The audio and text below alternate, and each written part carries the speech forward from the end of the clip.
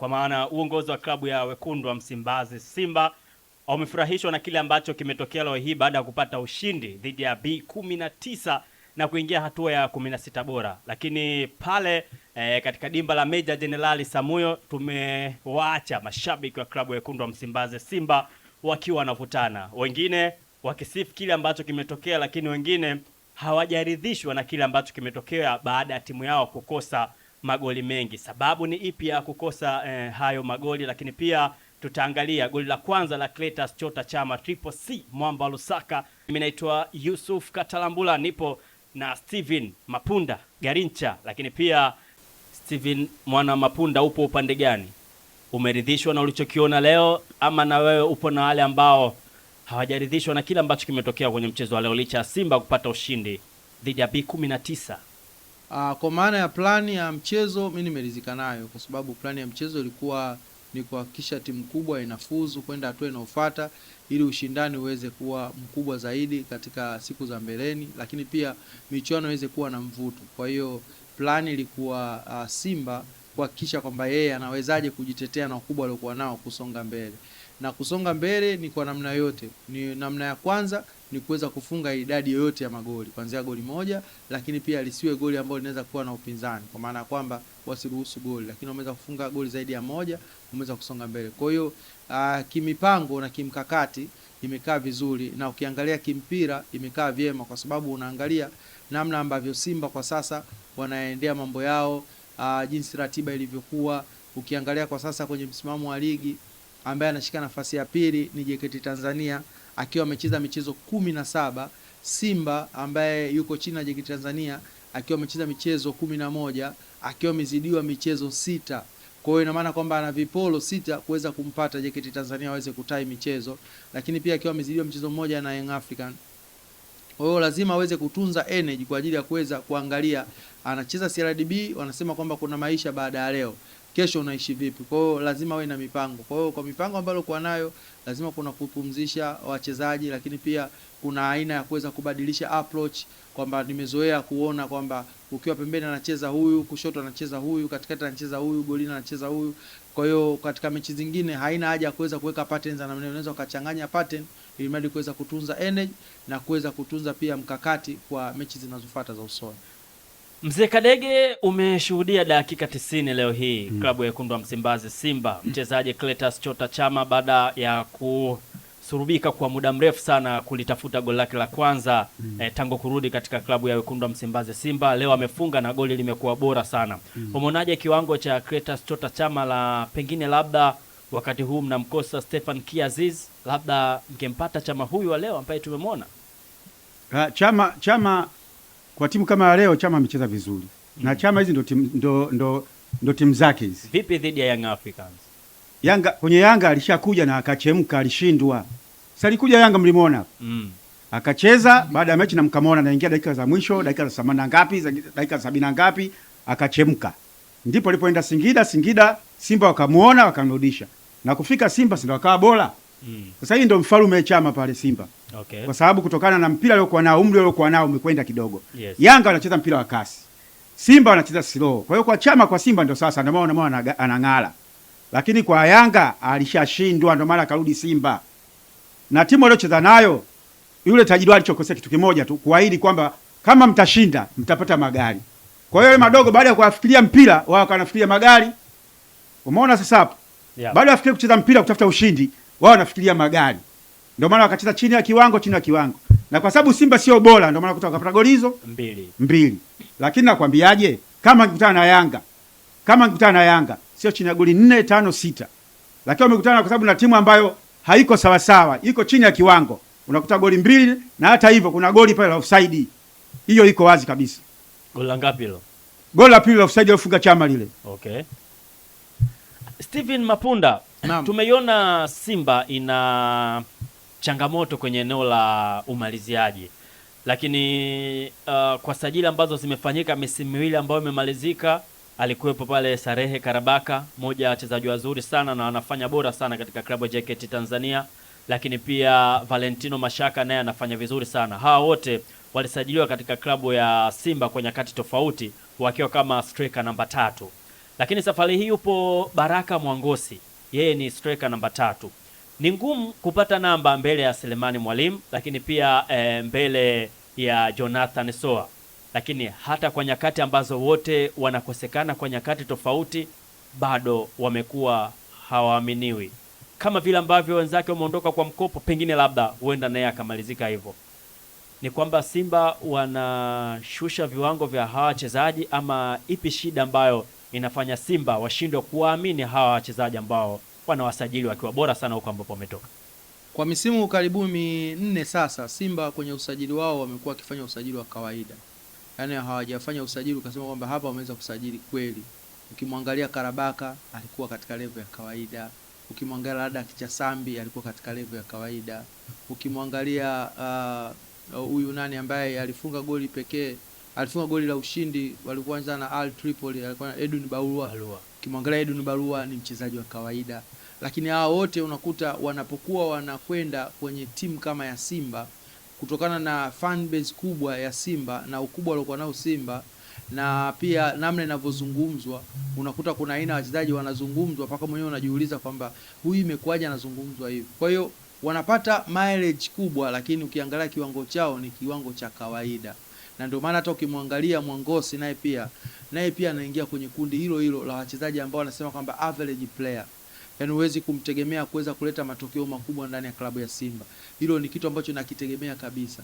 Ukimwangalia Sulemani Mwalimu naye pia ni average player. Sulemani Mwalimu, watu wengine wanaweza wasinielewe vizuri kwa nini average player. Kulikuwa na mtu anaitwa George Mpole. Na mmoja George Mpole. Yes. Levels za George Mpole akiwa katika kiwango chake kile wanamfananisha na Mayele, ndivyo alivyokuwa Sulemani Mwalimu. Ni mchezaji ambaye anaweza akajitutumua kweli kweli kwenye mechi ngumu kuweza kuapprove what wrong. Lakini sio mchezaji mwenye tabia za kuweza kucheza hivyo kwa prove what wrong. Unajua kuna ile namna ambavyo mtu unaweza kujitutumua kwamba mtihani kesho, leo ukasoma kuliko kiwango chako cha kawaida cha kusoma ili uweze kufeed material, kesho ukajibu mtihani vizuri. Lakini sio maisha yako. Ndivyo ilivyokuwa kwa Sulemani Mwalimu. Kwa hiyo kwa upande wa namna hiyo, Simba kwa misimu hii takriban misimu minne hawajafanya sajili bora.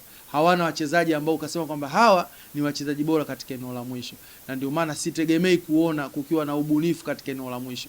Angalia mechi ya leo ambao wameingia kucheza na hawa B19. Ni timu ambayo ipo katika championship. Kwenye msimamo wa ligi yao wapo nafasi ya 13 katika timu 16. Yaani wamezivuka timu 3 tu kutoka chini. Kwao kule maisha yao ni kwamba wanapambania kuendelea kusalia championship. Hawapambanii kuja kushindana na Simba kwenye ligi kuu, kuja kushindana na Yanga kwenye ligi kuu. Ni watu ambao wako katika level ya chini kabisa.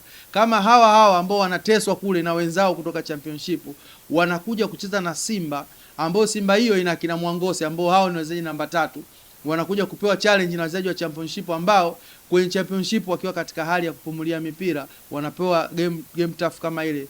Ni dhahiri shairi kwamba bado usajili uliopo wa Simba ni usajili wa kawaida. Na ndio maana ukiangalia kuna maingizo ambayo ameweza kuingia kwenye kikosi moja kwa moja. Ukimwangalia mtu kama Luemba, ukimwangalia mtu kama Kratos Chama, yes. Ukimwangalia kama Libase Gwae, umeelewa vizuri? Yep. Ukimwangalia kama Gwae, hao wote ukiwaangalia ni wachezaji ambao wamekuja wameingia moja kwa moja kwenye kikosi. Na ukimwangalia beki ambaye amekuja katikati Ture ameingia moja kwa moja kwenye kikosi. Sasa ukitaka kuishekisha Simba sasa uanze kusema kwamba tunachagua wachezaji, mchukue Gwae mweke nje, mchukue Luemba mweke nje, alafu changanya wachezaji wapya pale. Waweke wakina Mongosi, waweke wakina nani wakina Vedatus waweke pale. Alafu uone kitakachokuja kutokea. Utaona kabisa kwamba kuna kusheki.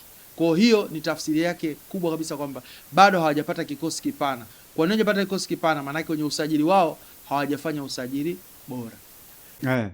Tuzungumze hapa, tulimalize hili. Simba wakae chini wamalize tofauti zao na Jonathan Soa. Kwa sababu Simba tangu wamemfukuza Jonathan Soa au wameondoa Jonathan Soa, bado pale hakuna striker ambaye niliomuona alikuwa bora kama yule. Okay. Na walipomleta angewasaidia sana. Lakini walipomleta mapokezi yao na wanavyomtendea ni tofauti. Jonathan Soa walitaka wamzoee. Toka Singida, Jonathan Soa ni mtu mtata. Watu wa vurugu tuseme. Yes. Kwa hiyo wao walikuwa wampokea kama walivyomleta. wakubali na vitendo vyake ili aweze kuwasaidia. Sasa wamemuondoa Soa, mwalimu naye kafungiwa. Wewe unategemea nini hapa? Leo tumeona nafasi karibu 10-15, hakuna mtu wa kumalizia. Yep. Kwa hiyo Simba na mapungufu ya nambari 9. Wamecheza na timu ambayo iko chini. Yes. Kwa sababu timu imeanzishwa 2009. 2019. 2019 imeanzishwa hiyo timu. Yes. Na ni kituo cha watoto yatima. Sawa bwana? Ni kituo cha watoto yatima huko Temeke. Ni timu ambayo imejiungaunga tu, ambayo leo wanapata goli 2. Je, kama wangecheza na timu ambayo inaongoza championship iko juu, ndio wanapambana na kikosi hicho, Simba sio ilikuwa inazalilika hapa. Lakini unakuja kukuta mpata goli 2 na za mkwakwaziko wanasema, au za shida. Kwa hiyo Simba si bora, haina mastweka. Ndio maana katika nafasi 5-6 wamepoteza. Wameweza kupata magoli 2 hayo ambayo hata wenyewe kwanza wanashangilia. Wao wenyewe wale madogo wanashangilia kwamba tumeweza kupambana na Simba na mpata goli ambazo za magumashi tunaweza tukasema. Kwa hiyo Simba wajitafakari mara 2 mara 3, wapunguze adhabu zao hizo. Kama Soa wamrudishe. Walikomtoa sio mjua kama huyo mtu ndio tabia zake. Kwa sababu mchezaji itakwenda Yanga huyo.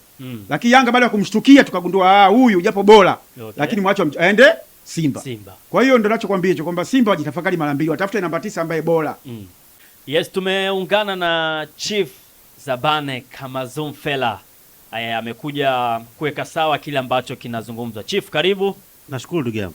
Unalipi ambalo unaweza ukaongezea kwenye kile ambacho wamezungumza wachambuzi wa leo siku ya leo? Nafikiri hapa kuna hoja mbili. Yes. Hoja ya kwanza ni hoja ya matokeo. Yep. Na hoja ya pili ni hoja ya progress. Yes. Na kwa nini tunazungumzia progress? Kwa sababu Simba ni timu ambayo inabadilika kutoka sehemu moja kwenda sehemu nyingine. Sahihi. Kwa watu wanapenda kila siku kushuhudia ile tunasema ile ni positive graph. Ile graph ambayo inakuwa inapanda. Yep. Kuelekea juu. No, sawa. Kwa hiyo utakuwa unaweza kuiassess hiyo graph kutegemeana na wanacheza na timu gani. Kwa hoja ya kwanza ya matokeo, no doubt bila miguu matokeo matatu, na Simba alikuwa anahitaji matokeo kwa maana aweze kushinda na kwenda kwenye hatua inayofuata. Lakini uwezi ukaingia kwenye mechi dhidi ya B19 alafu ukasema Simba anaweza kapoteza. Yes. Kwa mechi ambayo ilikuwa ni must win game. Yep. Na kila mtu anafahamu Simba angeweza kushinda. Hasa kinakuja jambo la pili, Simba anashindaje? Simba anachezaje? Hiyo ndio hoja ya watu wa mpira. Yaani ukienda ukishia tu kwamba Simba kashinda, maana yake bado unakuwa upendi mpira. Inabidi uende Simba kashinda. Yes. Ameshindaje? Dhidi ya nani? Ilikuwaje? Na kuna kipindi waga napenda kuambiaga watu, kama unataka kufanya analysis ya mpira vizuri, sio tu kuangalia matokeo.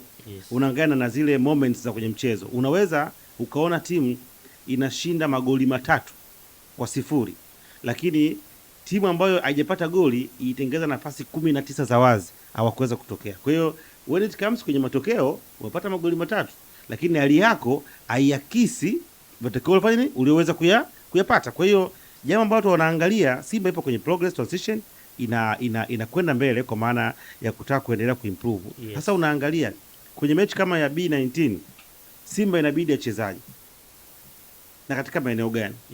Hasa ukiangalia kama wale B19 waliweza kuwa na solid defense. Sasa ukiangalia goli la kwanza linafungwa ni mistake goalkeeper. Yes. Moja kwa moja. Sahihi. Kama kama ile save angepeleka nje, pengine ingekuwa tofauti. Kwa hiyo auoni magoli hasa yanayofungwa kutokana na uwezo wa kitimu. Yes. Kwamba inakwenda ku unlock njia za mpira. Lakini unaona magoli yanafungwa kutokana na makosa ambayo wanawasababisha wachezaji wenyewe ambao ndio tabia ya timu ndogo.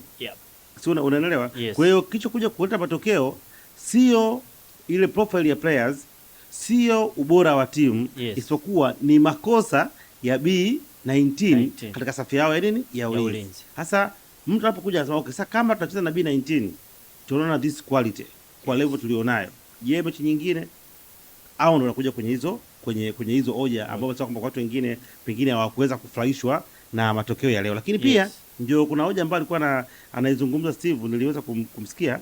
Anasema kwamba mchezaji anakuja kwenye timu. Sawa? Yes. Mfano tu mdogo tukompare maki ndio wanakuwa wanatuelewa. Yes. Ifanye hivi. Yep. Leo Yanga isimtumie Dep. Yes.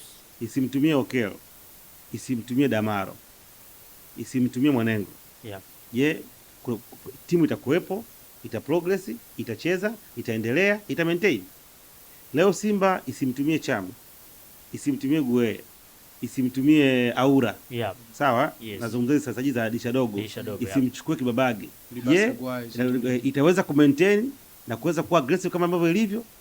changamoto. Kwa hiyo utagundua kuna changamoto. Yes. Kwa hiyo kumbe ni kwamba ile energy imekuja kuongezeka baada ya kuja wachezaji ambao wamekuja dirisha dogo, pamoja na mwalimu wamekuja dirisha dogo. Sasa uwiano wa kiviwango ukoje baina ya walio kuwepo na wale ambao wamefanya nini, wameongezeka kwenye timu, sio? Unanielewa? Yes. Kwa hiyo nafikiri kuna kitu akipo sawa, kwa maana ya kwamba ule uwiano wa kiviwango unahatarisha mustakabali wa timu. Yes. Kwa namna moja ama nyingine. Ndio unakuta kwamba mchezaji wote ambaye Simba anakuja, akija direct anaingia kwenye kikosi cha kwanza. Yaani hakuna ukinzani. Hakuna ukinzani. Unaona? Yes. Leo watu wanazungumza Okelo afanye vizuri, wanaanza kumkumbuka Shuaboy, wanaanza kumkumbuka Faidi Musa. Kwa nini? Kwa sababu wanahisi kwamba hao nao ambao wachezi kuna kitu ambacho wangeweza kukionyesha.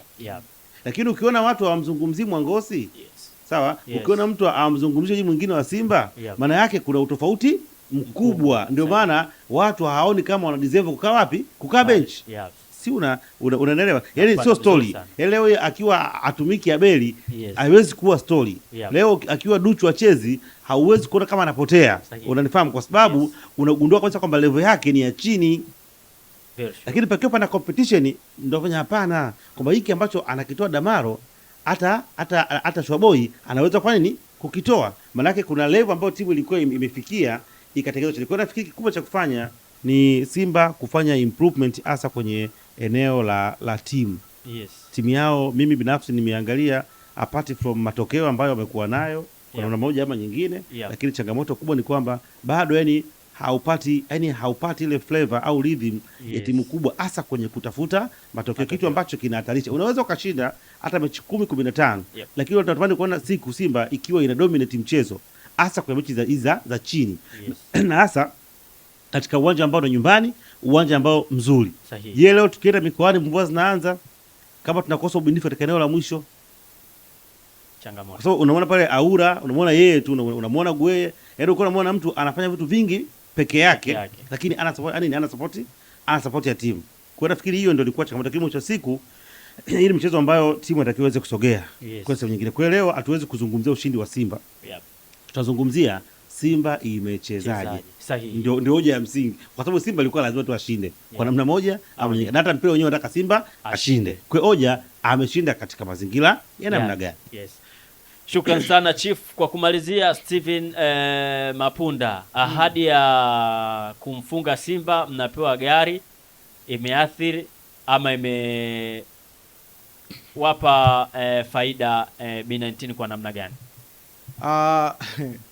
Hii ahadi mimi nimekumbuka mbali sana. Nafikiri Chief atakuwa anakumbuka vyema msimu wa ile kombe la Abiola ambao alicheza Simba mwaka 1993. Mzee Azim Deuji anawaambia Simba mkipata ubingwa wa kombe la Kafu wanapata Kia 1-1. Mbona bwana? Yaani hiyo inakuwa tajiri anakuwa anachungulia, alafu anaona kabisa kwamba hapa uwezekano ni mdogo sana.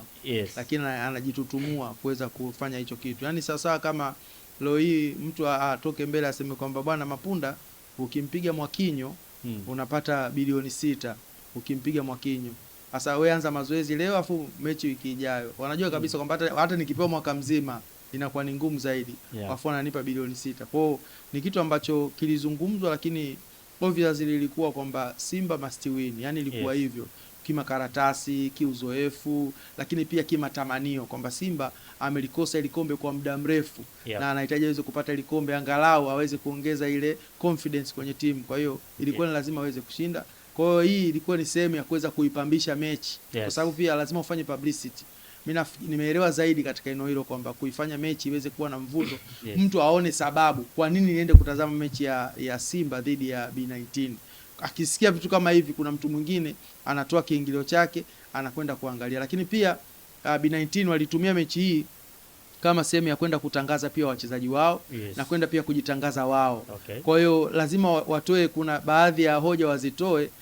Kama utakumbuka yule msemaji wa timu kutokea kule, nafikiri alikuwa ni Ethiopia, Asas ile ambaye alikuwa msemaji, alikuwa anacheza na Yanga Burundi yule, aliongea maneno mengi sana. Ile pia ilikuwa inasaidia kuweza kufanya publicity ya club. Kwa hiyo hata upande wa B19 Felix Beni alivyokuwa nakifanya, msemaji wa B19 alikuwa anafanya hiyo kitu kwa ajili ya kuweza kutengeneza publicity kwenye klabu yake, lakini pia kuwafanya watu kuwa aware na hii mechi, kwa sababu ila hivyo mtu hakuna ambaye anaifahamu B19 inashiriki championship, lakini hakuna fan base kubwa. Kwa hiyo kutengeneza mazingira kama haya anaweza kutengeneza kitu kama hicho. Kwa hiyo zile ahadi zilikuwa ni sehemu ya kuwafanya watu kuwa na sababu kuifuatilia hii mechi. Chief, tupe elimu wamiliki wa makampuni kama huyu ambaye ameahidi kwamba angetoa magari ni kwamba tayari pesa anayo, na kama leo ameshindwa kutoa magari, kwa nini asiinvest kwenda kusajili wachezaji wakubwa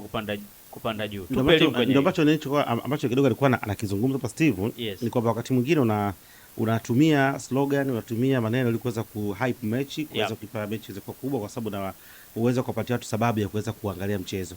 Lazima hizo tambo zipo na imesaidia, kwa sababu kuna kitu gani?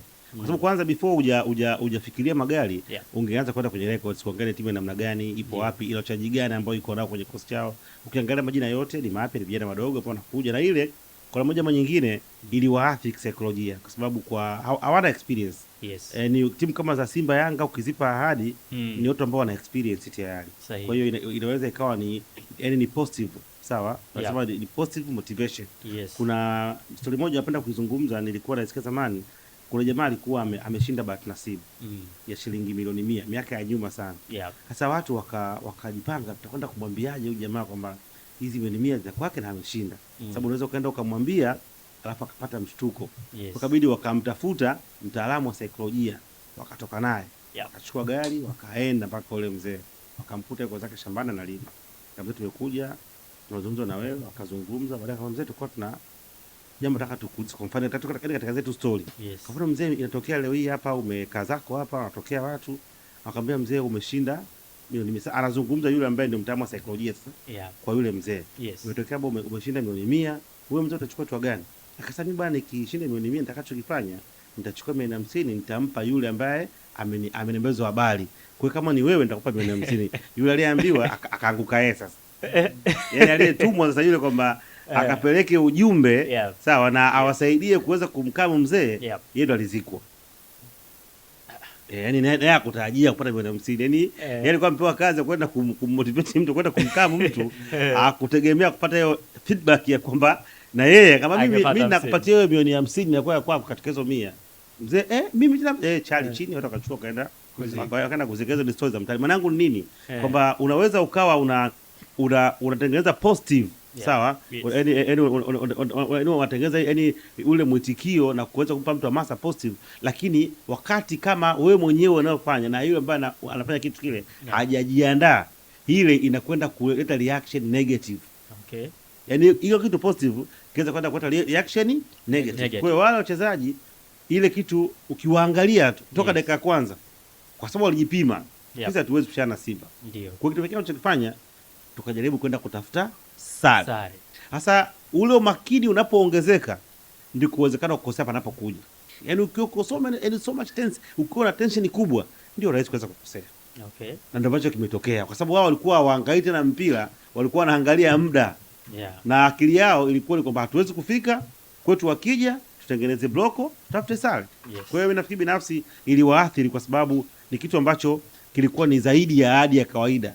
Yaani kuna viwango vya kupeana ahadi. Leo ukimfuata Mathias Focalist, kuna kiwango ukimwambia kinaendana na yeye, lakini kuna kiwango unaweza kukamchanganya. Yaani kuna level ambayo kila mtu ana kiwango chake cha kuweza kupata rewards na vitu vingine. Kwa hiyo binafsi nafikiri ilikuwa kwa upande wa wachezaji iliwaathiri, lakini kwa upande wa timu imeweza kuwasaidia, kwa sababu watu wameweza kujua mechi ya leo. Ukiangalia Mangana na watu wengi walijaa kiwanja, lakini pia na Simba nayo iliwaongezea ile hamasa kuona kwamba hii ni mechi kama mechi kweli. Wakaingia, wakapanga kikosi, wakapambana, wakaanza kuwa match more reactive kutoka dakika ya kwanza mpaka dakika ya mwisho, wakapata matokeo. Kwa hiyo kimpira lazima uangalie before hujatoa hizi ahadi, lazima ujue unatoka kwa nani na kiasi gani itakwenda kuwa na penalty gani. Lakini kwa maana ya kibiashara, kwa maana ya kampuni, wamefanikiwa, kwa sababu kila mtu sasa anaweza kuifahamu B19 ni timu na namna gani.